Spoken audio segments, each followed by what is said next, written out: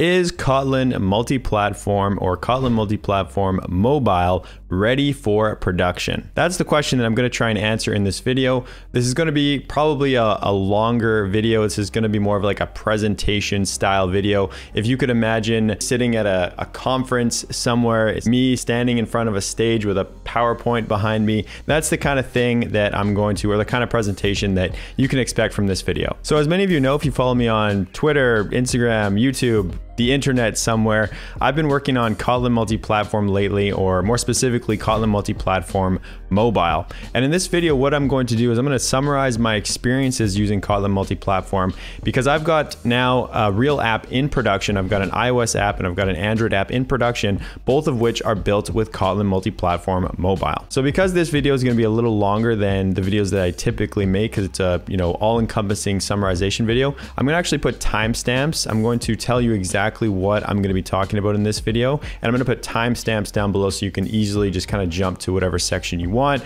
Or if you've got a coworker or a friend or a colleague or something and there's a specific topic that I talked about and you want to refer them, timestamps will be down below. So first, let's just go over the topics that I'm going to talk about. So what am I going to talk about? As you can see from the heading up there, first I'm going to demo the Android and the iOS apps that I have in production that I built with KMM. Next, I'm going to talk about the libraries or the tools that I used. So for Android, this is like the dependencies that I used. For example, Jetpack Compose. For iOS, like what did I use? Swift UI, for example. And then like what code, what libraries did I share between the two? Next, we'll talk about the architecture. So I'm going to do a little bit of an architecture diagram. I'm going to talk about what I think is the ideal architecture for a KMM project. Next, we'll talk about the problems. This will be me mostly just complaining about the things that I had issues with when trying to build these KMM projects. Then we'll talk about how long it took me to build these apps. Now, for those of you who know me, know that I don't have any experience with iOS development. I actually just bought an iOS or a Mac computer specifically for this KMM project. So I'm going to talk about basically how long it took me to not only learn KMM and how to get this app into production, but how long it took me to get onboarded, I guess, with iOS development and Swift UI. So how long did that total time take me? And this isn't to either brag or say or talk about how slow I learn or anything like that. It's just to give you some perspective about how long it took me to do something that I had zero experience with, and now I have two things in production. Then we'll talk about what I think KMM could improve on after spending this time on it and having apps in production. So what are the things that I think would take it to the next level, sort of thing. Next is KMM for large teams. So do I think that KMM is something that hundreds of developers could work on a project together? Is that a good idea? Kind of my perspective on that. Then we'll talk about Flutter or KMM, one of the questions that many people want the answer to. And finally, is KMM ready for production? This is the question that everybody wants to know the answer to, and even the title of this video. Now, keep in mind that everything I say in this video is my personal opinion. One lonely guy sitting on a computer playing around with stuff. These are just my opinions. Don't get angry if I say something that you didn't like. Don't get overly excited if I say something that you really liked. These are just my opinions. I'm going to be as honest to you guys as I can. Actually, I'm going to be completely honest. I'm going to tell you exactly what I think about everything that I did. So again, my opinions. I'm one guy. Don't get angry and don't get too excited. Alrighty, so let's get into this demo. So on the right hand side here, I have the Android, my personal Android phone that I have the app installed in, and on the left is an iOS phone that I had to buy to test this app. Yes, I had to spend so much money to get started with this iOS stuff. I had to buy a laptop, I had to buy a phone, all kinds of stuff. Anyway, maybe this will be in the complaining section. Let's get into the app demo. So first, let's launch the Android client. So I'm going to click the icon, you get the nice splash screen, and then boom, it takes you to a map where you see all of the power outages from the province that I live in Canada. So for those of you who don't know anything about this app, which is probably most of you, this is an app that I built quite a few months ago. It's an app that shows all the power outages that are in my province. There's one power company in my entire province where I live in British Columbia, Canada. They do manage all the power. So there's one, source of data for if there's power outages. They happen to publish this to their website. Anyway, let's get into the demo, because I'm sure you guys just want to see that. So very, very simple app. I wanted to try and make this as simple as possible. When I built it, I have essentially one screen, which is the map. If I was to click on a power outage, I have a bottom sheet down here where I can get information about that. It says what happened, when the power is going to be restored, if there's a crew that's already been sent, how many customers are affected, and then the general area. I can zoom into the power outage to see like the specific area that it is affecting, and then there's some filtering options if you want to take a look at all the other power outages. So if I click on that icon in the top right there, it opens up a drawer, and I can filter for the different regions in the province. So let's click on Lower Mainland, which is where I live. You can see the map updates in the background when I select Lower Mainland, and what that does is it changes the map to only show the outages for that particular region. And I can filter even further. I can filter on municipality. So I live in Abbotsford, so I'm going to click on Abbotsford down there. Then you can see it zooms into Abbotsford and it shows the power outages, and I can, click on them and get information about them. That's pretty much it. That's pretty much all the app does. Again, very simple, but it solves a problem. There's currently no app from BC Hydro that shows, this power outage information. So that was the Android client. Now let's take a look at the iOS client. So same kind of thing here. I'm going to click the icon. Right away it opens to the map exactly like the Android client does. If I click on a particular outage, again, same kind of options. I get this bottom sheet that becomes available to me. I can zoom into that power outage. Exactly the same kind of thing here. Then I have the filtering options over here. Let's click Lower Mainland again. Again, the map updates in the background. You saw that as soon as I clicked on Lower Mainland. We'll click on a different region this time. We'll click on Vancouver, and then boom, it zooms into Vancouver, and I can click on the outages. One thing I actually did not show you in the Android client is how I can update these filters. So you can see there's like a little edit button over here. So if I click edit on the municipality that I clicked, it zooms back out and then gives me options to the different municipalities. If I click on the edit button for the region that I clicked, so let's click that again, it then zooms right back out and then shows me those regions that I can select.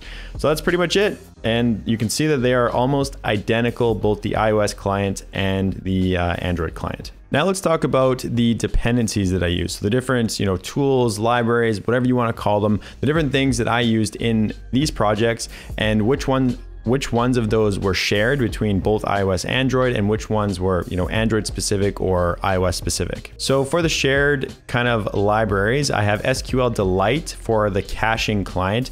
The app will download network data and then it will cache it, and then every 15 minutes it updates that network gets the new network data and then updates the cache. So SQLite is a common caching client, really great. I had a bit of trouble setting it up, but I'm gonna talk about that in the complaining section. But anyway, that's what we're using for caching. Ktor for the network client. Ktor, by the way, is an excellent networking library. I'm surprised I haven't used it before. I guess the reasoning that I've never looked at it before is because I always use Retrofit on Android, and there's nothing wrong with Retrofit. Like, Retrofit's great. It solved all of my problems, so I never really went to go look at anything else. But Ktor is awesome. Like, Ktor is a top tier networking library. I probably will use Ktor from now on, and I won't use Retrofit anymore. Then we have Kotlin X datetime. So if you use Android, you probably use like the Java util date classes. Obviously, I want to share as much code as possible. So in my domain models, I can use a shared data structure for the dates. Kotlin X datetime is great for that. I have Kotlin X serialization for deserialization and serialization of data. We have Firebase Crashlytics. I think Firebase Crashlytics should be included in every single production project out there, unless you have some other crash logging tools that you use. But Firebase Crashlytics is awesome. It's the information that you get in the Firebase console with the crashes that happen in production are awesome. I don't know how you would solve any problems if you didn't have Crashlytics, any problems in production anyway. So Crashlytics, awesome. It's free. Why not use it? Then we're over to Android now. So we have Jetpack Compose, obviously, and this is using a single activity, no fragments. So a compose only navigation system is what I used. We have Navigation Component, which helps to build that compose only navigation system. We have Hilt for dependency injection. Now I definitely could have used a common dependency injection solution. I could have used Coin, I know would have worked. I think Codeine would also have been fine, fine, but Coin I know definitely would work. So in the future, like when I make a course on KMM, I will probably do Coin for dependency injection, and I won't bother using Hilt. The reason I used Hilt is I thought that we had to use Hilt in order to be able to do constructor injection into view models and maintain the instance of the view model in a composable, but we don't. We can essentially get rid of view models now altogether, but I'm going to talk more about that in my course that I make. So Hilt is not needed. I could have just used Coin or whatever. So anyway, next we have Work Manager. As I said, the network data is refreshed every 15 minutes. So I fire off, or I create a Work Manager job that does that. I schedule it for every 15 minutes to go get that new network data and then update the cache. And then we have Accompanist Coil for displaying the images. I think that was it. Oh no, last one, Google Maps, of course. Now we're going over to iOS. So we have Swift UI for the UI building stuff. This is, you know, another declarative UI toolkit, just like Jetpack composes, just like Flutter uses. We have CocoaPods for dependency management. For those of you who are not familiar with iOS development, iOS doesn't have anything like a build.gradle file does on Android. So you need, I guess, like a dependency management solution, and that's what CocoaPods is. Then we have Google Maps. Now there was other options that are, you know, native to iOS, but I wanted to use something that I was familiar with. I could have used, I think it's called MapKit, and there's other things you can use, but I chose Google Maps because I'm familiar with Google Maps, so I thought it would be easier. Turns out it was probably not the right choice, but I will talk about that later. And last but not least is, what kind of dependency injection did I use? Well, I used good old-fashioned manual dependency injection. So now let's talk a little bit about architecture. What architecture did I use, and what architecture do I think is ideal for a KMM project?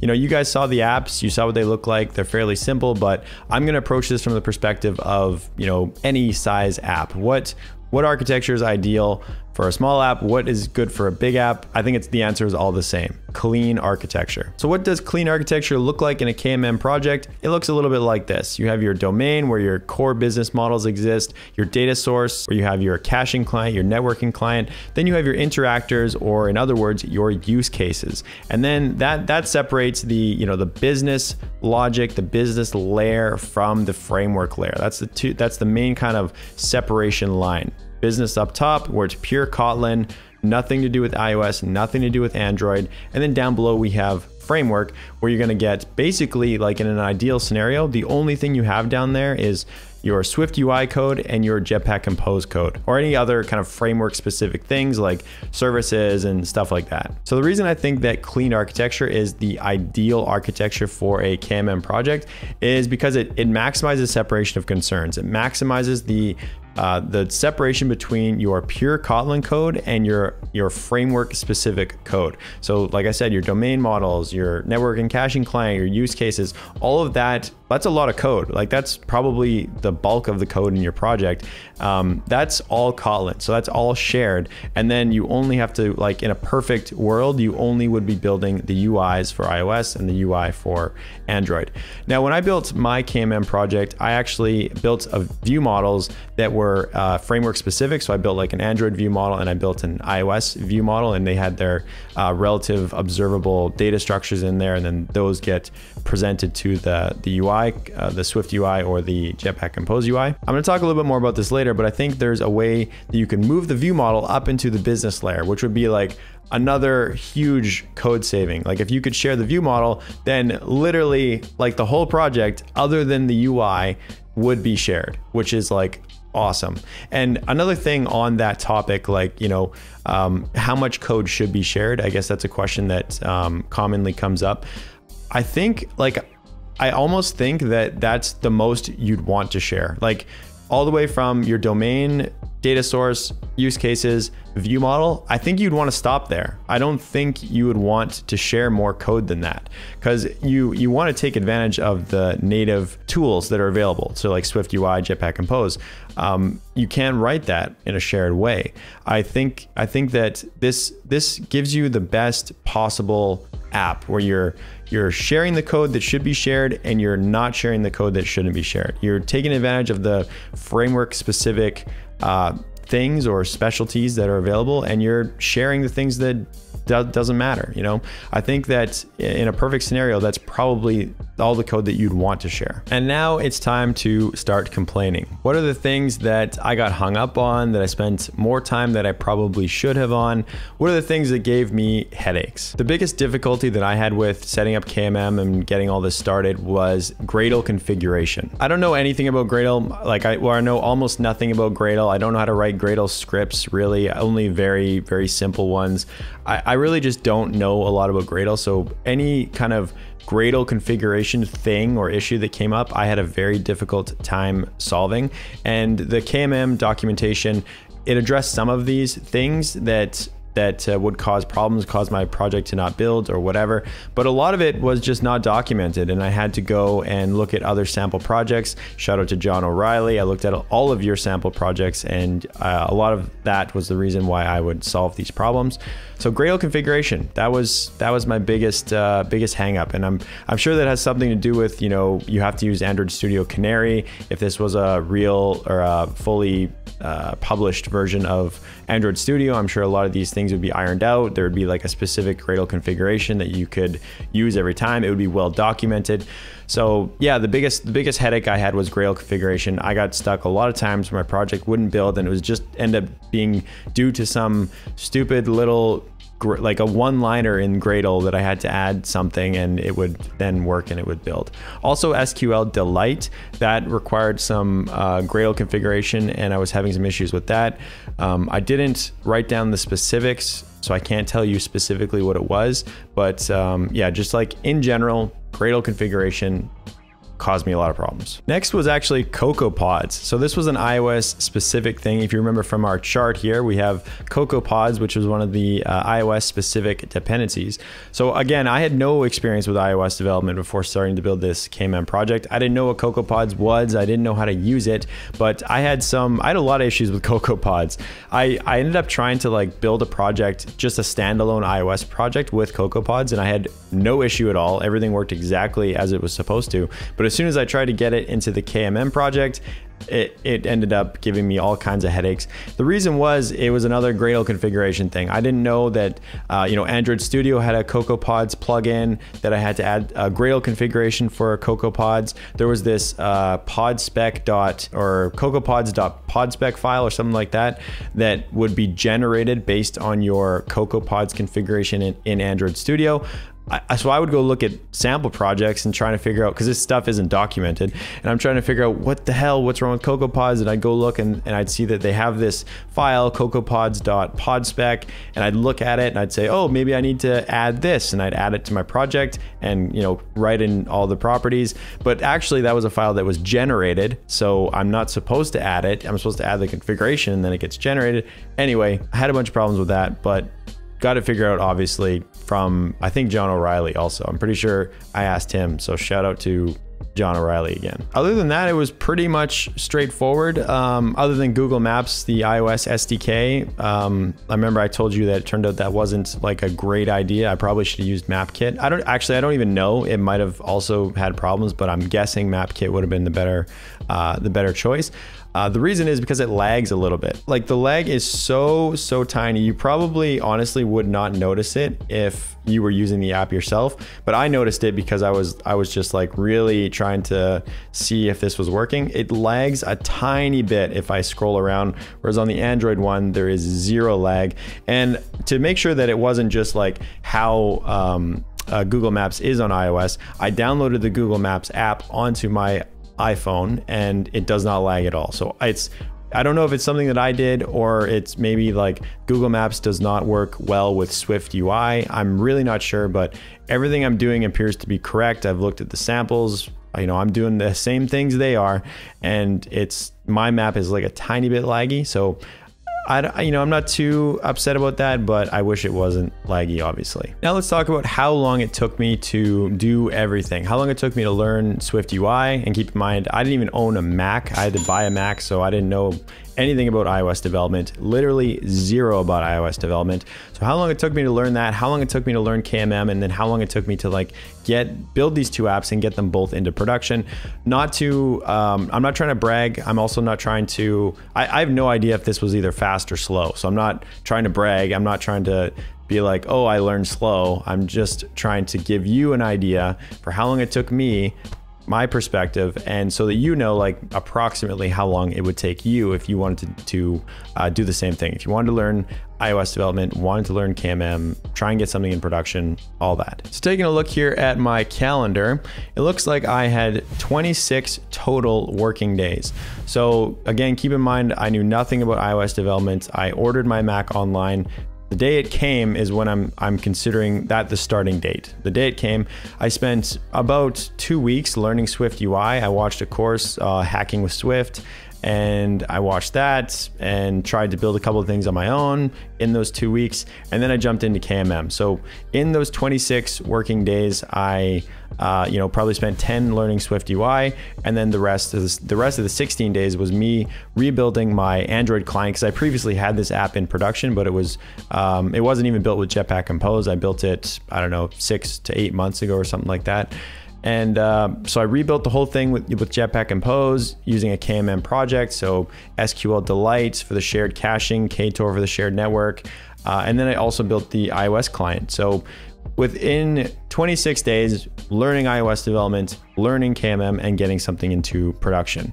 And I'm not spending 12-hour days or anything like that. Like if you took an average, I'm probably spending like 6 hours coding a day, because I'm doing other stuff too. I have an online business to run. I have a community to manage. I have a new baby at home, so I've been spending more time at home even. So like I'm not working crazy hours. I'd probably take an average of 6-hour days each time.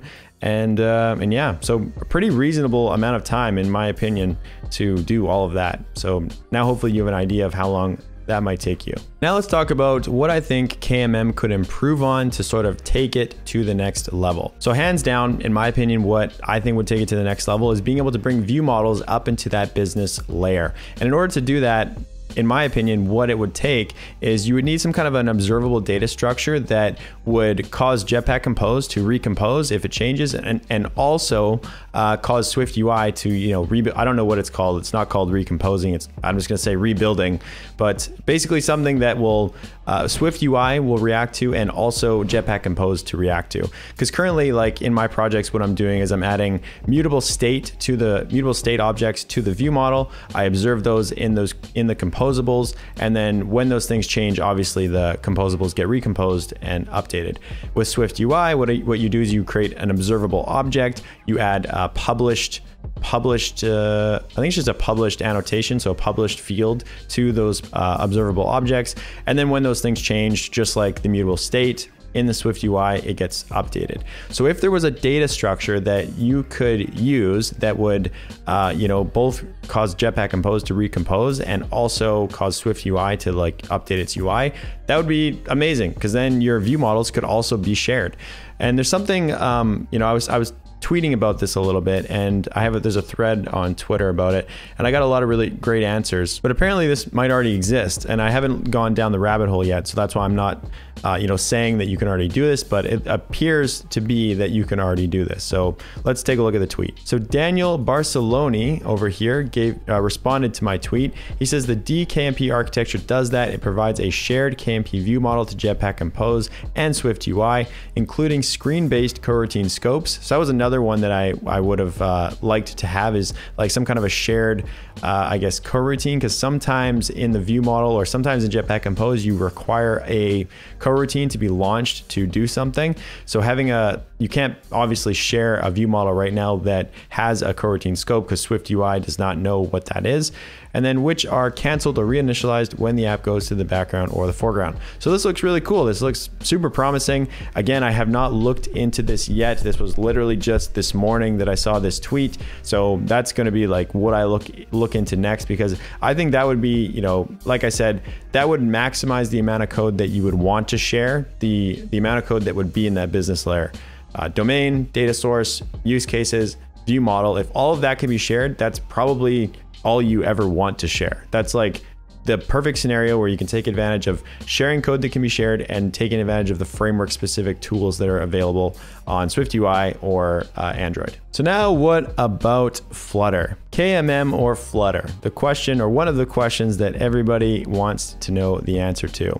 And I don't want to talk too much about this, but in my opinion, it is my personal opinion that it's always best to stay as close to the framework as you possibly can. So stay, like, if it is feasible time-wise, if you're looking at the same, like if you had a choice to build a Flutter app or a native app and you knew that the native app was going to take the exact same amount of time, you're building the native app. It's obvious because you're closer to the framework. You know that any problem you run into is probably going to be easier to solve on the native framework. Now, I don't want to say anything bad about Flutter, and actually I don't have anything bad to say about Flutter. I think Flutter is a great tool. It does a job, it serves a purpose.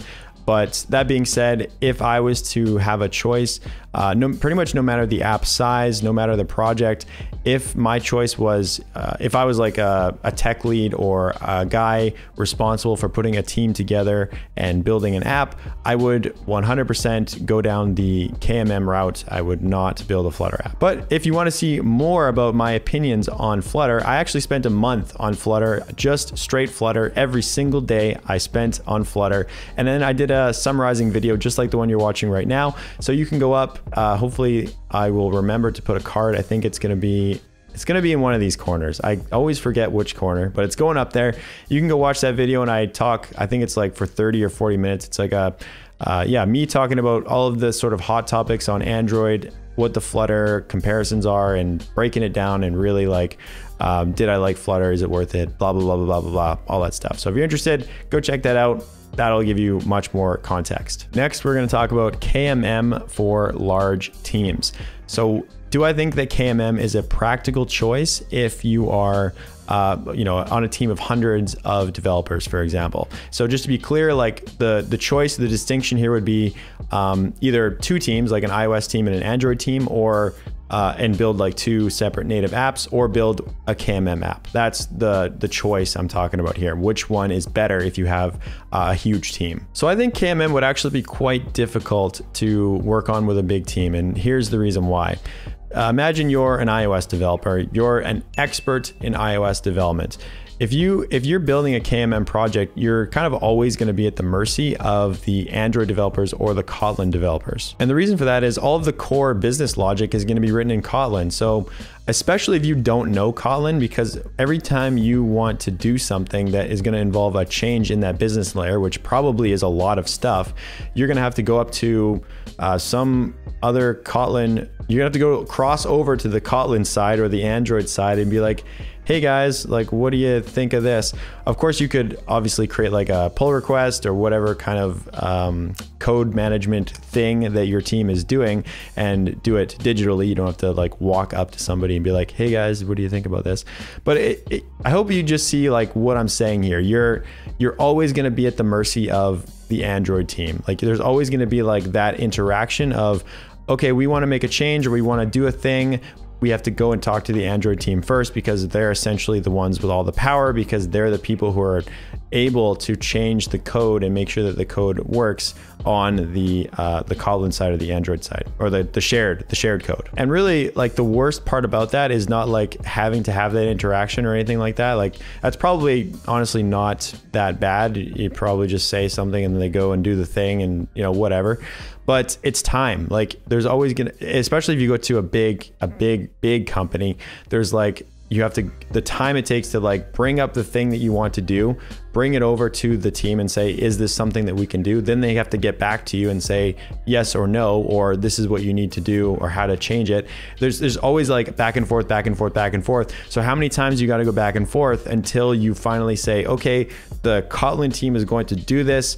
Now the iOS team gets it and they can implement the change on the UI side. But then also, like, what if it doesn't work right away? Then they got to go through that process again. They got to say, oh, we did this, didn't work, we need it to be changed slightly, back and forth. You see what I mean? Like, there's potentially a huge amount of time wasted in that back and forth. So really, like, I think the best possible team composition for a KMM project would be like, everybody knows both. Everybody knows iOS development, everybody knows Kotlin, everybody knows Android development. Then you have a few people who are like a very small number of people who are like super expert in iOS, very small number of people who are super expert in Android, but the vast majority of them are Kotlin, Android, and iOS, and have a little bit of experience in all of them. That I think would give like the fastest, the best and fastest way to, you know, propose a change, implement the change, and move forward. All right, boys and girls, now let's talk about the thing that everybody wants to know the answer to. Is KMM ready for production? You know, I did some thinking when I was planning this video and thinking about this question. And when you really ask yourself, like, is it ready for production? It's kind of a silly question because, you know, I'll just give you a spoiler alert here. In my opinion, yes, obviously. And that's what I thought right away. I was like, obviously, yes. But really, when you think about the question, it's like, it's kind of weird. Like, what is the person really asking when they say, is this thing, tool, framework, library, is this ready for production? What are they really asking? I wrote down a couple points here because I asked myself that question and I thought, that's interesting. What are they asking? So the first thing that they could potentially mean, in my opinion, is, can I build an app with KMM? That's like the most obvious question. Maybe that's just straight up what they're asking. And the answer to that is yes, obviously. So check for that one. The next question I have here is, can I convert my current iOS or Android app to a KMM project? Again, check yes for that one. Will it randomly crash my app on some devices? That's a valid question. The answer to that one is maybe. There's not a straightforward answer to that, but I mean, we would do the same things that we would do for an Android or iOS app to determine if it would be crashing. You're going to run your instrumentation tests, you're going to run your unit tests. If those things pass, then you're probably good to go. So will it randomly crash on my app and some other device? Or will my app randomly crash on some devices? Maybe. Run your tests, you're probably okay. The next one that I came up with was, does it have all the necessary functionality that I would need to build a feature-rich app? So an app with like a ton of features. For example, like the YouTube app, we have you know, payments, videos, images, accounts, tons of stuff, downloading stuff. So this question could also be rephrased like, is there sufficient libraries or tooling to build a feature-rich app with KMM? And again, I would answer yes to that. You know, there's libraries like KTOR for caching, SQDelete for, KTOR for network, SQDelete for shared caching, Coin for dependency injection, Kotlin Datetime for date stuff, serialization. There's all kinds of great libraries out there for pretty much every issue that you would run into, because, you know, Kotlin is used server side too. So there's other Kotlin specific libraries that are available to you. So again, the answer to this is yes. I don't see why you wouldn't be able to build a feature-rich app with any amount of features with KMM. So if you've got any other of these sort of what do they mean questions when they ask, is KMM ready for production, put them down below and ask them, because these are just the ones that I came up with. I thought it was interesting just to think about though, because I just asked myself, I'm like, is KMM ready for production? I don't know. What does that mean? So if you've got any other questions, put them down below and hopefully me or some other people will answer those questions. So that's it, boys and girls. That is my deep dive into Kotlin Multiplatform Mobile. That's my experiences with it in the last month or so. And I have to say, this is the way that I'll be building apps for the foreseeable future. This is definitely the thing that I will be pursuing aggressively, whether it's building my courses, building personal apps, building my own apps that are going on the App Store, doing consulting. Anything I do is going to be, I'm going to be recommending KMM. KMM looks excellent. It appears to be picking up speed. There's some very talented people who are working on it over at JetBrains, Touch Labs, and I don't know, a bunch of other places probably. So KMM, people, KMM. So what's next for me? I'm going to be building a course. I'm going to be building a KMM course. It will probably be a paid course on my website. What we're going to be doing is we're going to be rebuilding, or we're going to be building from scratch the Jetpack Compose app, or the app that I built in the Jetpack Compose course, the recipe app that accesses network data from the API that I built, foodtofork.ca. We're going to be building that into a KMM project. The reason I'm not building like a brand new fresh project, like a new idea, the reason I'm rebuilding a current one is because then you can clearly see the compare and the contrast. Like, what is it like to build a KMM project versus a straight up Android project? It's going to be almost identical. And then how easily is it to integrate iOS or Swift UI onto that KMM project and build it? So that's what we're going to do. I think it's going to give you a great outlook on what a simple or fairly simple KMM app would look like. And of course, if you want to be notified when this course is ready or you want updates, follow me on YouTube. Go to my YouTube channel, Coding with Mitch, or the easiest and the best way is probably, follow me on Twitter. That's a good one for sure. Let me just go to my Twitter profile, Mitch_Tapian, pretty straightforward. Links are going to be down below. And also go register on my website. It's free. If you want to register an account, just go to codingwithmitch.com, go to the login page, click on register, fill this information out. Pretty simple, couple fields here, and then you're gonna get emails, so click subscribe to newsletter. I barely send out emails, by the way, people. I haven't sent out an email in probably like a month and a half. I'm not gonna spam you. They're very, very selective, the emails that I send out. It's basically only when I create a brand new course or something cool, or I'm doing a giveaway. I gave away a Pixel, I gave away one of the Pixel XLs or something like that. I gave that away like 6 months ago. Join the newsletter, get the email. I'll let you know when the course is ready. You won't regret it. You'll thank me, actually. That's definitely what you'll be doing. You'll be saying, thanks, Mitch. Thank you for telling me to subscribe to your newsletter, because now I can build a KMM project. All right, that's all I got today, people. Don't forget to like, comment, subscribe, all that shit. Make sure to do that for the algorithm, because otherwise my video doesn't get recommended to other people. So turn that, I think it's a gray thumbs up, turn it into a blue thumbs up. Leave a comment. Doesn't even have to be about what I talked about. Just say, hey, man, good video. Hey, man, good courses. Hey, Mitch, you have a stupid haircut. Anything, doesn't matter. Leave a comment. Thanks for watching, and I will see you guys in the next one.